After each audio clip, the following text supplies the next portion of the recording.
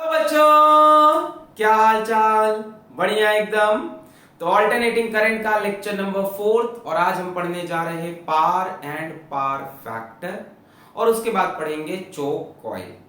तो हम ये मान के चल रहे हैं कि आप प्रीवियस लेक्चर देखकर यहाँ पे आए हो, ऑल्टरनेटिंग करंट 03, जिसमें हमने आपको सीरीज एलआर सर्किट और सीरीज सीआर सर्किट को डील करना सिखाया। उसी के कंटिन्यूएशन में हम आगे बढ़ रहे हैं, आपको एक नया टॉपिक दे रहे हैं, पार एंड पार फैक्टर, इंपॉर्टेंट है। और उसके बाद एक टॉपिक पढ़ाएंगे चोक कॉइल। शुरू करें, बहुत ही आसान सा टॉपिक है, शुरू करें। Yes, my name is Alakh Pandey and this is your beautiful सा चैनल फिजिक्स वाला। निकालो कॉपी और पेन और हेडिंग लगाओ, power in AC. Power in AC कुछ डिफरेंट है क्या सर? पार इन एसी, हाँ थोड़ा डिफरेंट है। देखो, हमने करंट इलेक्ट्रिसिटी में पार पढ़ा था। करंट इलेक्ट्रिसिटी में हमने इलेक्ट्रिकल पावर पढ़ा था। इलेक्ट्रिकल पावर का फॉर्मूला क्या था? इलेक्ट्रिकल पावर P का फॉर्मूला था V इंटू आई। देखो, वहां ये बात सही थी क्योंकि जब हम करंट इलेक्ट्रिसिटी पढ़ रहे थे तो हमारा वोल्टेज भी कांस्टेंट था और करंट भी कांस्टेंट था। वहां तो हम बैटरी वगैरह यूज करते थे, कांस्टेंट पोटेंशियल डिफरेंस और कांस्टेंट करंट थे। अभी इस चैप्टर में आपको क्या दिख रहा है कि वोल्टेज टाइम के साथ चेंज हो रहा है, करंट टाइम के साथ चेंज हो रहा है। सो हियर इन AC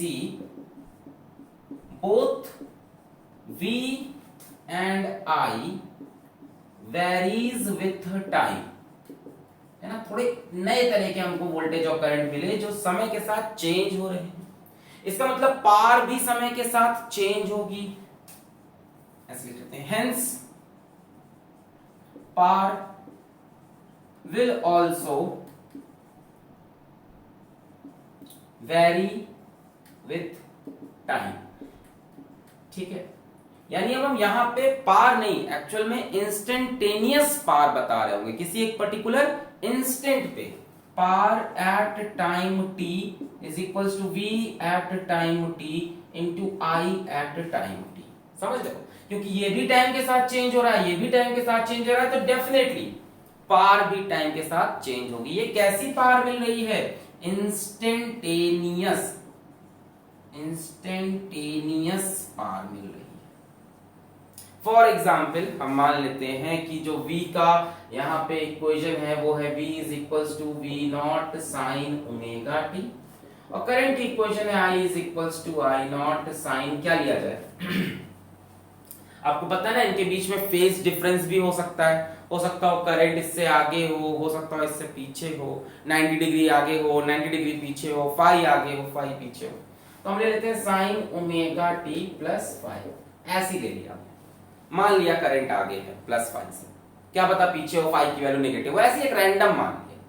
तो यहाँ पे हम क्या लिख सकते हैं? Power at time T is equals to V naught sine omega T into I naught sine omega T plus five. अब आपसे जिस भी टाइम पे पार पूछे, टाइम की वो वैल्यू यहाँ पे पुट कर दो, उस पर्टिकुलर इंस्टेंट की आपको पार मिल जाएगी।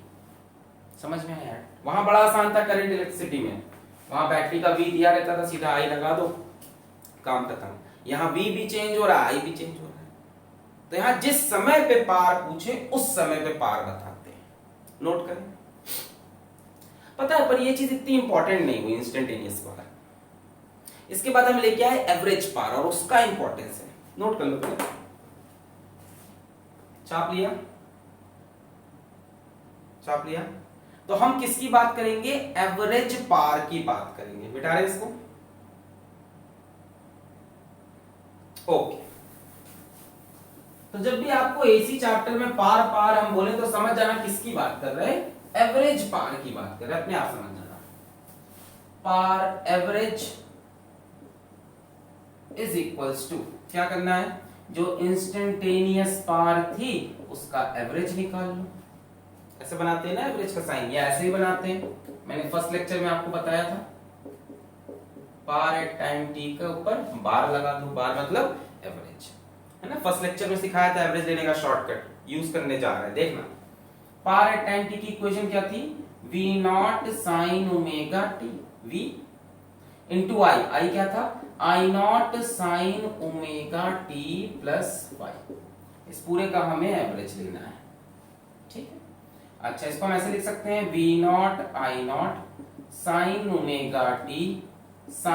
ओमेगा टी प्लस फाइव, बिल्कुल लिख सकते हैं। आई नॉट को इधर लिख लिया, पूरे के ऊपर ये बार, मतलब क्या होता है एवरेज, एवरेज निकालना है हमको, ठीक है। और कितनी देर के लिए एवरेज निकालना है? फॉर वन कंप्लीट साइकिल, एक कंप्लीट साइकिल ऑफ एसी का हम एवरेज निकालेंगे। और वी नॉट आई नॉट, अच्छा sign omega T plus five को क्या लिख सकते हो?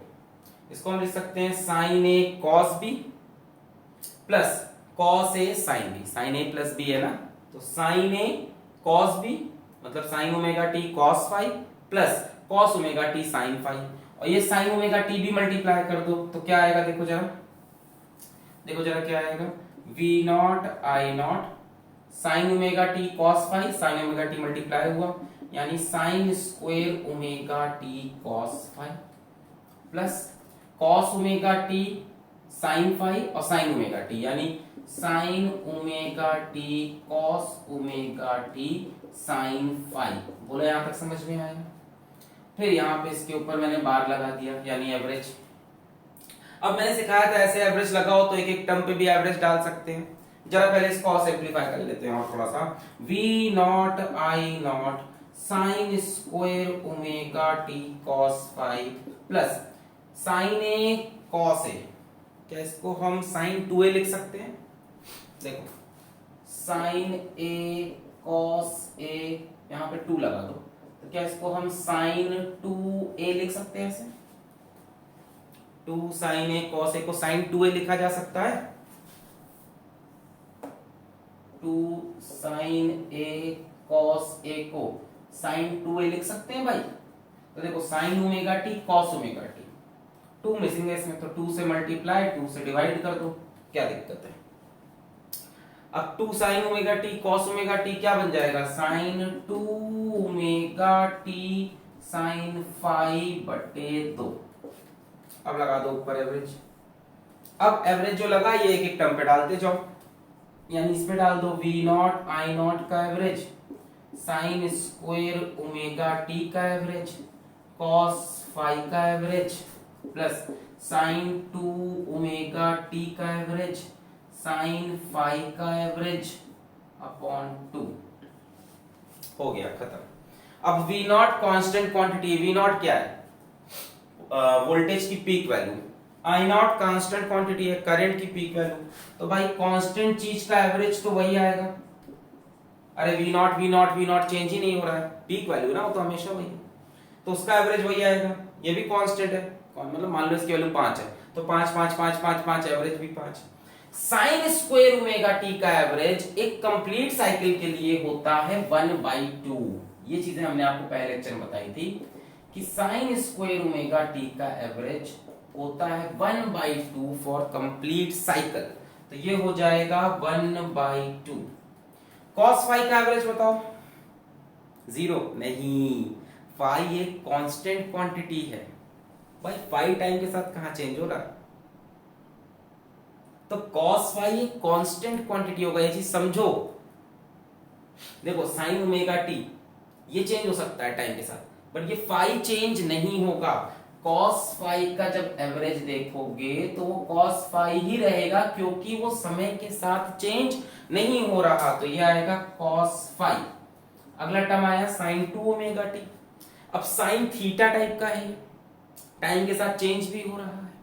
इसका एक कंप्लीट साइकिल का एवरेज कितना होता है? 0। कितना होता है? 0। तुम्हें साइन 2 ओमेगा टी दिया हो, कॉस 2 ओमेगा टी दिया हो, साइन ओमेगा टी दिया हो, कॉस ओमेगा टी दिया हो, सबका एवरेज साइकिल का 0 होता है।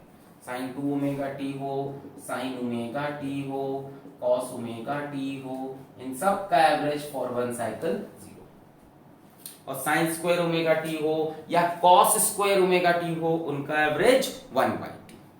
बड़ा इंपॉर्टेंट था, वरना इसको इंटीग्रेट करते करते दूसरा तरीका बता देते हैं। दूसरा तरीका है करने का, करो घर पे। Power average is equals to integral P D T upon integral D T. 0 से लेके t, 0 से लेके t निकालो भाई, इससे भी आंसर सेम आना चाहिए। कब? बहुत लेंदी हो जाएगा। हमने बताया था ना, कोई चीज अगर टाइम पे सब पहले लेक्चर में बातें हुई थी, कोई चीज अगर टाइम पे डिपेंड कर रही है, उसका एवरेज चाहिए, तो क्या करो, ऊपर इंटीग्रल वो क्वांटिटी इनटू dt, नीचे इंटीग्रल dt, ऐसे भी आएगा सेम आंसर। पावर का एक्सप्रेशन उठाओ, v naught sin omega t, i naught sin omega t plus phi यहां रखो, dt के साथ उसको इंटीग्रेट करो, इसको इंटीग्रेट करो इस फंक्शन को, या तो ऐसे पकड़ लो, हो जाएगा, वैसे भी हो जाएगा, या तो ये चीज पकड़ लो।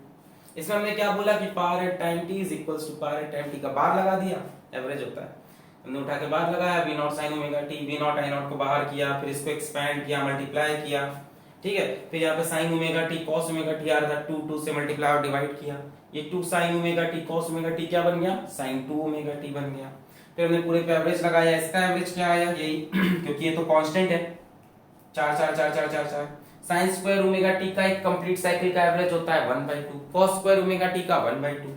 cos फाई का क्यों cos फाई आया, क्योंकि ये फाई है, ये t पे डिपेंड नहीं कर रहा, ये कांस्टेंट क्वांटिटी है, पूरे समय सेम रहा, तो cos फाई का एवरेज cos फाई।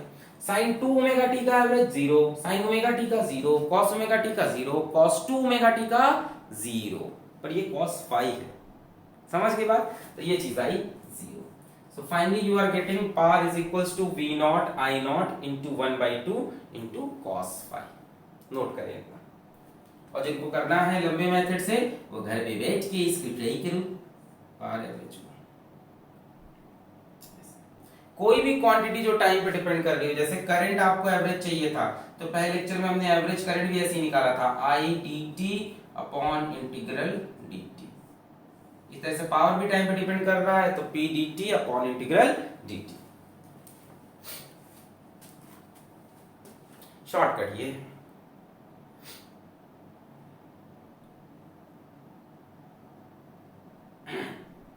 हो गया। हाँ, ऐसे बार लगा सकते हैं, बार को एक टर्म पे डाल सकते हैं, कोई दिक्कत नहीं। अरे यार sin 2 ओमेगा t मतलब sin थीटा का, एक साइकिल में sin थीटा का इंटीग्रेशन 0, थोड़ी देर पॉजिटिव थोड़ी देर नेगेटिव। मिटा रहे इसको, यहां से आगे बढ़ाएंगे कहानी, मिटाते हैं।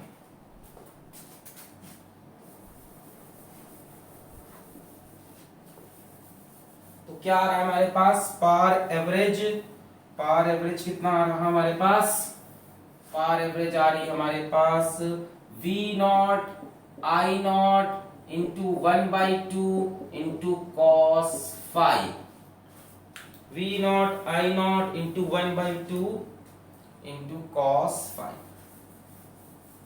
अच्छा, ये phi क्या चीज थी, phi था phase difference between voltage and current. अब देखो हम इसको कैसे लिखने वाले हैं, इसको हम ऐसे लिख सकते हैं, v naught by root 2 into I naught by root 2 into cos phi। कोई दिक्कत, इस 2 को मैं रूट टू करके लिख सकता हूं। अब देखो v नॉट बाई रूट 2 क्या v RMS बन जाएगा, I naught by root 2 I RMS बन जाएगा, और cos phi। ये होता है formula average power in one cycle in AC का, V RMS I RMS cos phi। सिर्फ VI से काम नहीं बनता, AC में एक टर्म नया आता है cos phi, और ये cos phi कहलाता है पावर फैक्टर। यानी AC की पावर कितनी है, V RMS I RMS cos phi। यानी AC में पावर फेस डिफरेंस पे भी डिपेंड करता है कि करंट कितना आगे पीछे है वोल्टेज से या साथ में है। नोट करें इसको, V RMS I RMS cos phi। Unit what he आएगी पावर की, definitely average power, V RMS I RMS cos phi। अगर कहीं पे मेंशन नहीं है कि कौन सी पावर है तो एवरेज पावर मान लेना, ठीक है। कहीं पे मेंशन नहीं है कौन सा वोल्टेज है कौन सा करंट है तो एवरेज नहीं RMS मानना, ये चीज याद रखना, लिख लो यहाँ, if not mention then assume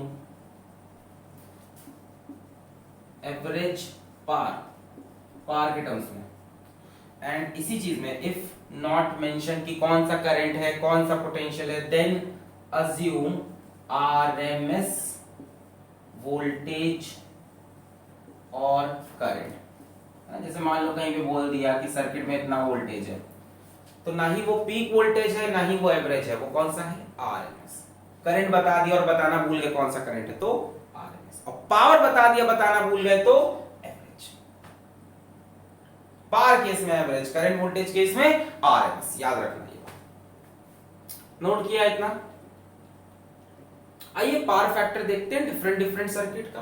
अपन तो सर्किट पढ़ चुके हैं, pure resistor, pure capacitor, pure inductor, LR circuit, CR circuit. आइए देखते हैं पावर फैक्टर। तो एवरेज पावर मिली है भैया Vrms Irms cos phi। यहां पे डिफरेंट सर्किट्स ले लेते हैं। यहां पे हम फाई की वैल्यू देख लेते हैं और यहां पे पावर फैक्टर।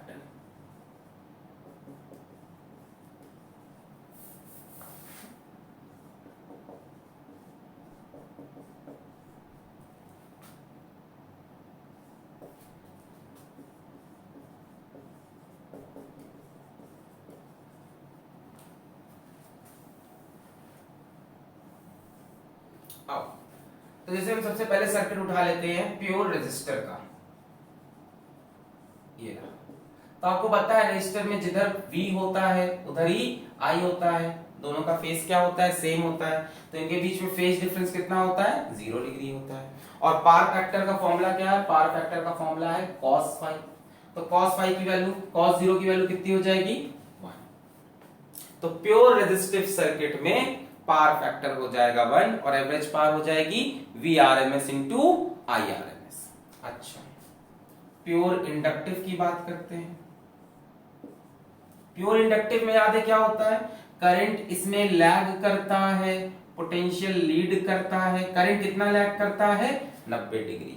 तो V और I के बीच में कितना फेज डिफरेंस है, 90 डिग्री। cos 90 कितना, 0। यानी ऐसे सर्किट में एवरेज पावर कितनी आएगी, 0।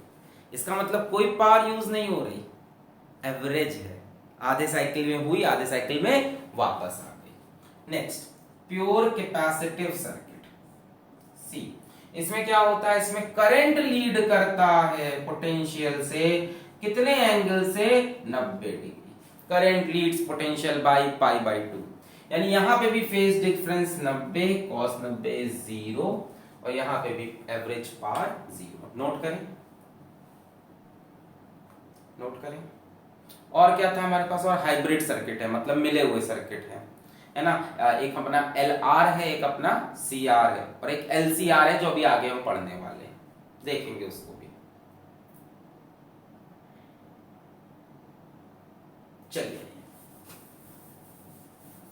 LR और CR को देखते हैं। फोर्थ, LR यानी रेजिस्टेंस एंड इंडक्टर, R और L। अब इसका आपको याद है फेजर डायग्राम कैसे बनता था।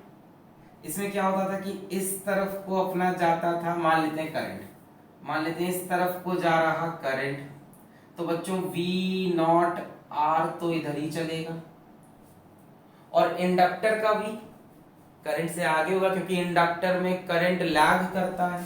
तो इस तरफ बनेगा, बोलो V0 L और ये निकलेगा नेट V0। इनका फेजर सम याद आया। करंट जिधर है रेजिस्टेंस में पोटेंशियल उधर ही होगा, सेम फेज में। इंडक्टर की बात करें तो current lags behind potential by 90 degree.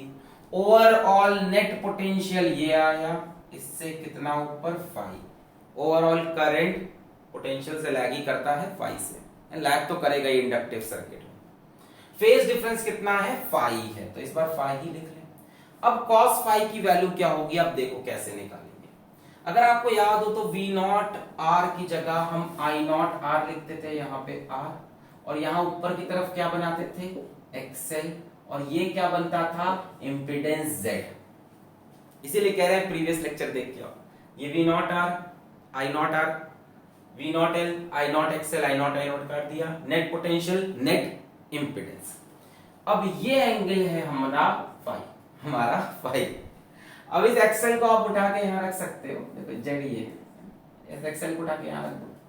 अब यहां देखो पावर फैक्टर की वैल्यू आपको दिखने लगेगी, एक्सएल को उठा के यहां पे पुट करो ये।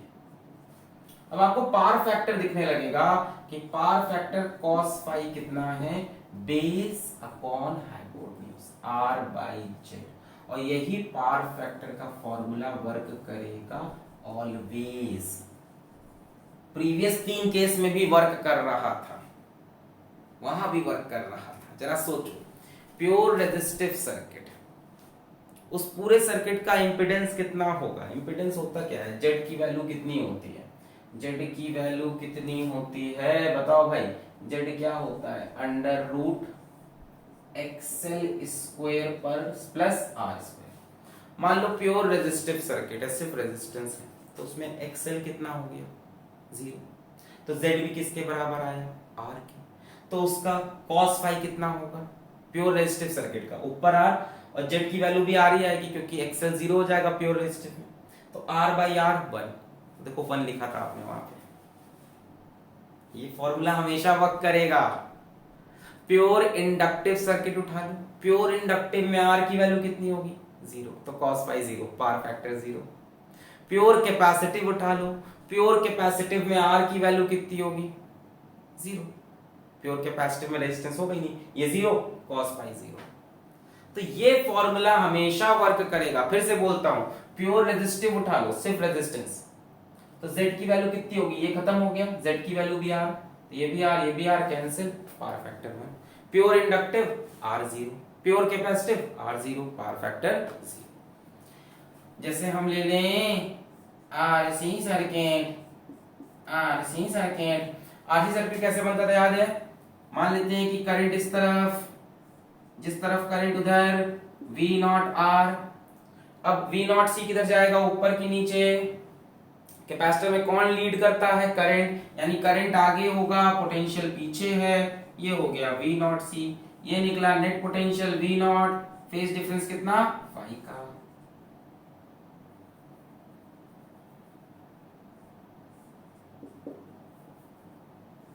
फेज डिफरेंस कितना, फाई का, तो यहां पे लिख लो फाई। अब इस फाई की वैल्यू कैसे निकलेगी, V0 R की तरफ क्या बना दो, R, V0 C की तरफ क्या बना दो, XC, और यहां क्या बन जाएगा, Z। ये एंगल कितना, फाई। फिर से देखो cos फाई क्या हो जाएगा, बेस अपॉन हाइपोटेन्यूज। अरे इसको यहां कॉपी कर दो XC को, बोलो याद आ रहा है ये सब? देखो एक्सेल ऊपर बनता है, XC नीचे बनता है, काम खत्म। और इसका रिजल्टेंट Z। अब यहां से देखो इस ट्रायंगल के लिए cos फाई की वैल्यू कितनी आएगी, R/Z। ये हमेशा वर्क करता है पावर फैक्टर का फॉर्मूला, याद कर लो, power factor cos phi is actually R/Z। ये है पावर फैक्टर, क्या, R/Z, always. Pure resistive, pure inductive, pure capacitive, LR circuit, RC circuit, LCR circuit हमेशा काम आएगा। क्लियर है? प्योर रेजिस्टिव में भी ये काम कर रहा है फॉर्मूला। प्योर रेजिस्टिव में ये 0, एक्सएल है नहीं, यहां पे जेड की वैल्यू थोड़ी डिफरेंट होगी, यहां जेड की वैल्यू होगी under root XC square plus R square. सब पढ़ा चुके हैं हम आपको प्रीवियस लेक्चर में, जेड की value under root XC square plus R। अच्छा, प्योर रेजिस्टिव में XC भी 0, XL भी 0, कहीं से भी देखो, यहां से देख लो, यहां से प्योर रेजिस्टिव में ये भी 0, ये भी 0, यानी जेड की वैल्यू R ही आनी है, तो R/R 1, power factor 1।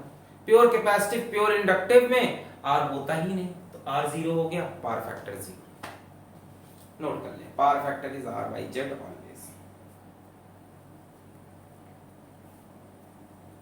Power factor में जो फाई है ये क्या होता है, ये फाई क्या होता है, phase difference between V and I।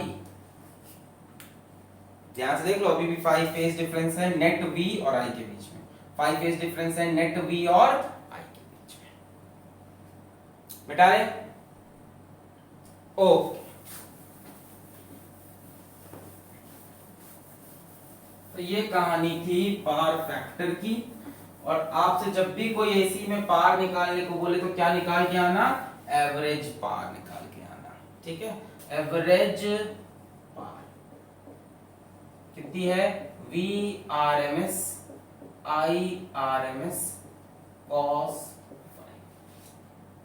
या V R M S I R M S cos phi की जगह R by Z, always to R by Z. या मान लो वी आर एम एस के टर्म में ही लिखना हो तो एक बात बताओ, क्या I naught V naught by Z होता है? दोनों तरफ √2 से डिवाइड कर दो। I naught by √2 is equals to V naught by √2 into Z. ये तो पता होगा ना सबको, I naught is V naught by Z. Peak current is equals to peak voltage upon impedance, दोनों तरफ √2 से डिवाइड किया। ये क्या बन गया, आई आर एम एस, और वी नॉट बाई √2 क्या बन गया, V R M S by Z. अब आपको वी आर एम एस के टर्म में ही लिखना है, तो आई आर एम एस की जगह आप V R M S by Z डाल दो। वी आर एम एस का स्क्वायर हो जाएगा इंटू आर हो जाएगा और नीचे जेड का स्क्वायर हो जाएगा। ये भी सही है, बोला आया नहीं आया? मैंने कहा वी आर एम एस के टर्म्स में फॉर्मूला लिखना है, पूरा बता दे रहे हैं। तो आई आर एम एस को लिख सकते हो V R M S by Z, तो V R M S by Z V R M S हो जाएगा, तो वी आर एम एस का square into R upon Z. या आप कह रहे हो आई आर एम एस के टर्म्स में लिखना है, तो V R M S is equals to I R M S into Z, तो कितना बन जाएगा, आई आर एम एस का स्क्वायर इंटू आर, ये बन जाएगा। V R M S equals to I R M S into Z, I R M S into Z करोगे तो Z Z cancel, I R M S into Z करोगे Z Z cancel, I square R M S. ऐसे भी लिख सकते हो, ऐसे भी लिख सकते हो, ऐसे, ये सबसे पॉपुलर इसका ये। अच्छा एक चीज कभी कभी और पूछ लेता है, एपरेंट पावर, एपरेंट पावर, तो एपरेंट पावर अगर पूछ ले तो V R M S I R M S, बस ये निकाल के छोड़ आना। एपरेंट पावर पूछ ले तो V R M S I R M S, इसमें पावर फैक्टर को मल्टीप्लाई मत करना, नोट कर लो। इंस्टेंटेनियस पावर पूछे तब तो वी और आई उठा लो, किसी पर्टिकुलर टाइम पे, जिस टाइम पे पूछा है वो टाइम रख के निकाल। 90% केस में यही पूछा जाता है, 95% केस में। नोट कर लिया? ये सब मैंने बताने को बताया, कोई यूज नहीं, आपको याद ही रखना चाहिए। बाकी सब ये सब तो कॉमन चीजें हैं जो आपको पता होनी चाहिए। क्लियर है? मिटा रहे? ओके, तो ये था पार का पूरा कहानी। एक छोटा सा टॉपिक हमें और आज देखना है जो कि है चोक कॉइल। थोड़ा सा पार से उसका रिलेशन भी है, पार फैक्टर से, इसी के साथ में पढ़ रहे हैं। चोक कॉइल, अब चोक कॉइल क्या होता है? देखो भारत में मैक्सिमम जगह पे घरों में जो पोटेंशियल आ रहा है वो 220 वोल्ट है ना? एट मोस्ट प्लेसेस, थोड़ा लिख लो, at most places in India household voltage supply is 220 volt. ठीक है, ज्यादातर जगहों पे घरों में 220 वोल्ट आ रहा है। प्रॉब्लम क्या है कि हमारे घर में कुछ डिवाइसेस हैं जो इतना हैवी पोटेंशियल बर्दाश्त नहीं कर सकते। जैसे हमारे पास ट्यूबलाइट होती है ना? सम डिवाइसेस लाइक ट्यूबलाइट्स, ठीक है, या इसको मरकरी ट्यूब्स भी कहा जाता है, cannot stand such high voltage। इतना हाई वोल्टेज 220 वोल्ट वाला ये स्टैंड नहीं कर सकते, बर्दाश्त नहीं कर सकते। तो हम क्या चाहते हैं कि ऐसी डिवाइसेस के साथ कुछ ऐसा ट्रीटमेंट किया जाए कि इन पे 220 वोल्ट पहुंचे ही ना, फट जाएगी ट्यूबलाइट। अगर उसको 220 वोल्ट दे दोगे फट जाएगी, उसको इतना चाहिए ही नहीं। तो हम क्या चाहते हैं, उस ट्यूबलाइट से कोई ऐसी चीज जोड़ दें जो वहां तक 220 वोल्ट पहुंचने ना दे। क्या किया जाए, क्या किया जाए? एक रेजिस्टेंस लगा दें, to reduce voltage to tube we can connect a resistance, एक रेजिस्टेंस लगा दो, वोल्टेज खा जाएगा, बड़ा आसान है। जैसे ये हमारे पास ट्यूब है, इस ट्यूब के साथ एक रेजिस्टेंस लगा दो, ये क्या करेगा, वोल्टेज खा जाएगा, है कि नहीं, कुछ वोल्टेज इसमें चला जाएगा, करंट को कम कर देगा, जो काम चाहिए वो हो जाएगा। But resistance will waste too much power. देखो आसान सोल्यूशन था, मान लो हमारे पास कोई एक डिवाइस है, उसमें 220 वोल्ट आ रहा है, हमने कहा नहीं यार बहुत ज्यादा है, इसको इतना नहीं चाहिए, खराब हो जाएगी, तो हमने कहा ठीक है एक हैवी रेजिस्टेंस कनेक्ट कर देते हैं, सीरीज में इसके साथ एक हैवी रेजिस्टेंस कनेक्ट कर दो, वो 220 वोल्ट में से कुछ वो खा जाएगा, बचा हुआ इसको देगा। तो देखो ये चीज अच्छी तो लग रही थी, बट इससे एक प्रॉब्लम स्टार्ट हुई, क्या, resistance will waste too much power. भाई अगर याद करो कि रेजिस्टेंस के केस में पावर की वैल्यू क्या हो रही थी, V R M S I R M S, और कॉस फाई तो 1 आ रहा था। भाई आर बाई जेड करोगे, जेड की वैल्यू आर के बराबर आ रही थी, कॉस फाई कितना आ रहा था, 1 आ रहा था। इतनी पावर ये वेस्ट कर देगा, एनर्जी बर्बाद कर देगा। सर होने दो बर्बाद, अपना क्या जाता है नहीं ये गलत बात है ना, उस एनर्जी को आप बर्बाद क्यों कर रहे हो, आप उस एनर्जी को सेव करो फ्यूचर यूज के लिए, कुछ ऐसा करो कि पोटेंशियल भी कम हो जाए, इस पे कुछ ऐसा करो कि वोल्टेज भी कम हो जाए और पावर भी वेस्ट ना हो। So to solve this problem we use क्या चीज, चोक कॉइल। अब आ गए हीरो कहानी के, देखो बात समझे, जरूरत नहीं थी चोक कॉइल लाने की, काम रेजिस्टेंस भी कर सकता था। प्रॉब्लम क्या है कि जो ट्यूबलाइट वगैरह है 220 वोल्ट नहीं ले सकते, 220 वोल्ट नहीं ले सकते, तो हमने कहा एक हैवी रेजिस्टेंस लगा देते हैं सीरीज में। क्या लगा देते हैं, एक हैवी रेजिस्टेंस, 220 वोल्ट में से आधा ज्यादातर पोटेंशियल यही खा जाएगा वोल्टेज, इसको कम वोल्टेज देगा। प्रॉब्लम क्या है, अब ये जो रेजिस्टेंस लगाया है ये एनर्जी भी तो वेस्ट कर रहा है, वेस्ट टू मच पावर। भाई रेजिस्टेंस तो बहुत पावर लेता है, V R M S I M S, इसका पावर फैक्टर कितना होता है रेजिस्टेंस का, प्योर रेजिस्टेंस का, प्योर रेजिस्टेंस लगाओगे पावर फैक्टर 1। तो अब इस प्रॉब्लम को सॉल्व करने के लिए हम यूज करेंगे चोक कॉइल। क्या यूज करेंगे, चोक कॉइल। नोट करें इतना पहले, प्योर रेजिस्टेंस नहीं लगाएंगे, प्योर रेजिस्टेंस से वोल्टेज तो घट जाएगा, बट ये खुद एनर्जी भी वेस्ट कर देगा, एनर्जी भी तो बचानी है। प्योर रेजिस्टेंस में प्रॉब्लम क्या है, प्योर रेजिस्टेंस में प्रॉब्लम है पावर फैक्टर का, प्योर रेजिस्टेंस का पावर फैक्टर कॉस फाई कितना आता है, 1। इसमें पोटेंशियल और करंट किसमें होते हैं, सेम फेज में, फाई 0 कॉस 0 1, पावर वेस्ट हो रही है। तो अब हम डेवलप करेंगे चोक कॉइल। नोट कर लें, मिटा रहे हैं इसको, 1 2 3 4 get on the dance floor, मिटा रहे हैं, आओ।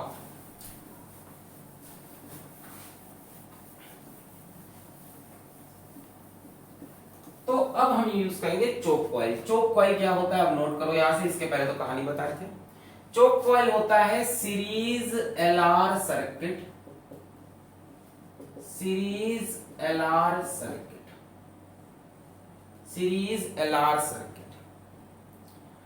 अब हम क्या करेंगे कि ये ट्यूब लिया हमने और इस ट्यूब को सीरीज में एक रेजिस्टर और एक इंडक्टर से कनेक्ट कर दिया। अब ऐसे सिर्फ इंडक्टर से ही करोगे, अपने आप रेजिस्टर आ जाएगा। अरे इंडक्टर मतलब क्या, कॉइल को ऐसे गोल गोल घुमाओगे, कॉइल किससे बना है, वायर से, उसके पास रेजिस्टेंस खुद ही होगा। समझ गए बात, प्योर इंडक्टर मिलेगा कहाँ, अरे जो इंडक्टर का ऐसे ऐसे जो घुमाते हो कॉइल, उस तार का कुछ रेजिस्टेंस होगा कि नहीं, तो बस वही लगाया जाता है, ऐसे नहीं कि अलग से सही में कोई रेजिस्टेंस लगा। हमें रेजिस्टेंस वैसे भी छोटे से छोटा चाहिए, क्योंकि रेजिस्टेंस पावर वेस्ट कर रहा है, तो एक्चुअल में सिर्फ और सिर्फ इंडक्टर ही होता है बट उसके अंदर कुछ ना कुछ रेजिस्टेंस होता है, तो उसी को हम आर ले लेते हैं।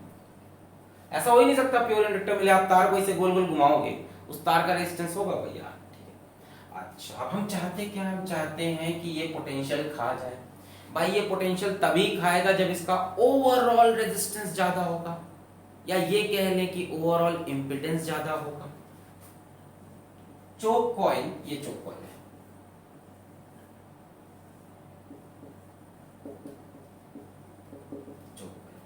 choke coil can reduce voltage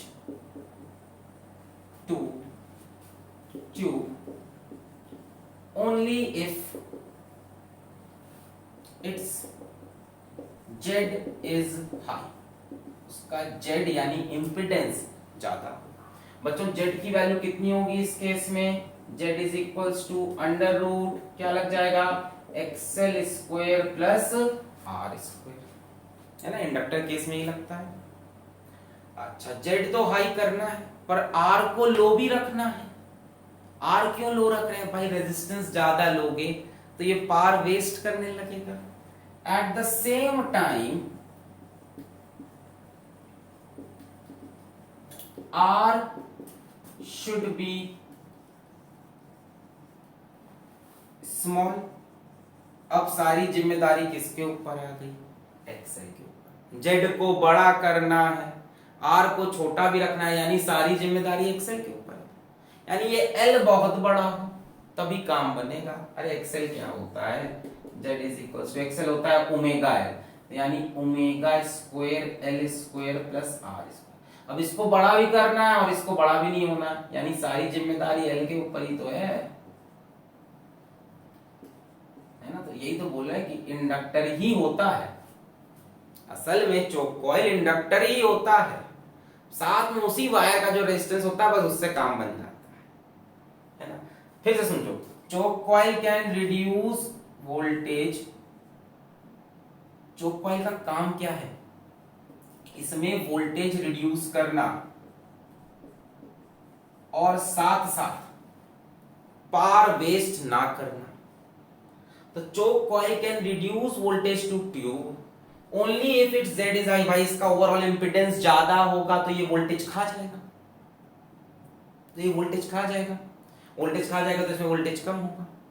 पर ये पावर वेस्ट ना करे, पावर वेस्ट ना करे हमने निकला, इसलिए at the same time R should be small. दो काम है इसके, सिर्फ इसमें वोल्टेज कम नहीं करना, पावर वेस्ट भी नहीं करना, वरना हम प्योर रेजिस्टेंस लगा देते। At the same time R should be small. अच्छा यानी सारी रिस्पॉन्सिबिलिटी किस पे है, एक्सेल पे। Hence XL is large and R is small. ये है चोक कॉइल का बनाने का तरीका।